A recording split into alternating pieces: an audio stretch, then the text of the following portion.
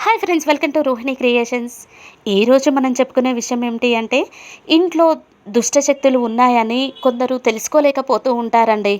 అలా తెలుసుకోవాలి అంటే ఏం చేయాలి, ఏంటి అనేది కొందరికి అర్థం కాదు. ఎలా తెలుసుకోవాలి అనేది వారి కోసం ఇంట్లో దుష్ట శక్తులు ఉన్నాయని తెలిపే కొన్ని సంకేతాల గురించి మనము ఈరోజు తెలుసుకుందాము.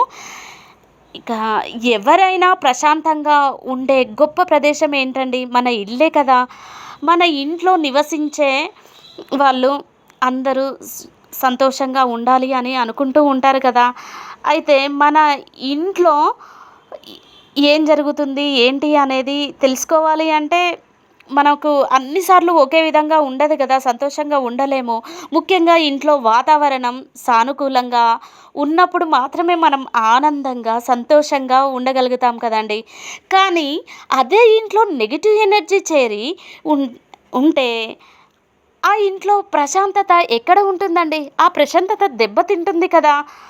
అలా ఈ నెగెటివ్ ఎనర్జీని దుష్ట శక్తులు, ప్రతికూల శక్తి, చెడు శక్తి అని చాలా చాలా రకాలుగా పిలుస్తూ ఉంటారు కదా!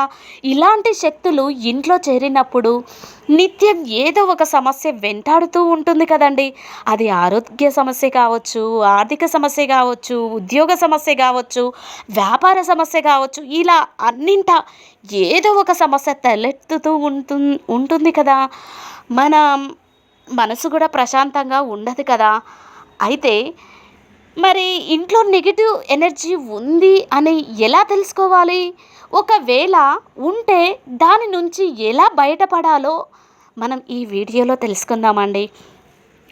ఇంట్లో నెగెటివ్ ఎనర్జీ ఉన్నట్లయితే కొన్ని సంకేతాల ద్వారా సులభంగా తెలుసుకోవచ్చు అంటున్నారు ప్రముఖ జ్యోతిష శాస్త్ర నిపుణులు.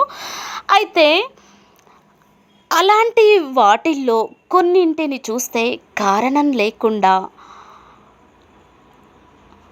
స్నేహితులు ఉంటారు కదండీ! కుటుంబ సభ్యులు, స్నేహితులు గొడవలు ఎక్కువగా అవుతున్నట్లయితే థ్యాంక్ యూ ఫర్ వాచింగ్. ఇలాంటి వీడియోస్ ఇంకా ఇంకా కావాలి అంటే ఈ ఛానల్ని లైక్ చేయండి, షేర్ చేయండి, సబ్స్క్రైబ్ చేయండి.